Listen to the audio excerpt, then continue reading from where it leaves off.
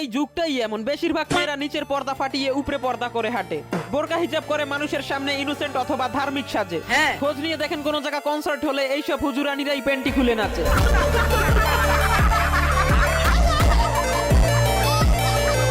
দেখেন এইসব প্রিমিয়াম কোয়ালিটির ভুস্কিরা সিগারেট খাক অথবা রাস্তায় উলঙ্গ হয়ে নাচুক। তবে আমার প্রশ্ন হলো, এরা ইসলামের নাম কেন খারাপ করতেছে? এই শুয়োরের বাচ্চা। ভাই মানে এখন তো ছেলেদের বোরকাওয়ালিদের উপরও ট্রাস্ট ইস্যু হয়ে গেছে, বোঝাই যায় না কোনটা ভালো মেয়ে আর কোনটা। দেখেন এইসব এল জেনারেশনের পরেশগার মেয়ে আই মিন বোরকাওয়ালি আর কিছু ছাপরি হুজুরদের জন্য আজকে সবার নাম খারাপ। বলেন কি? আর এর পিছে সবথেকে বড় ভূমিকা হলো বাংলাদেশের টিকটক অ্যাপ্লিকেশনের। এই টিকটক নামক ভাইরাস একবার যার ঢুকে যায় সে আর কখনো মানুষ হতে পারে না। ভাইয়ার নাই চরিত্র, ভাইয়া বউ খুঁজে পবিত্র, ভাইয়া লয়াল। এদের শাওয়ার নাই ঠিকানা, এরা টিকটকে এসে জামাই খুঁজে মাওলানা। এদের না আছে লাজ লজ্জা মানিজ্জাত, না আছে ধর্মের আলো। হ্যাঁ। এমন নির্লজ্জ ডুপ্লিকেট পর্দাশীল মেয়েদেরকে বিয়ে করার থেকে অবিবাহিত মরা ভালো।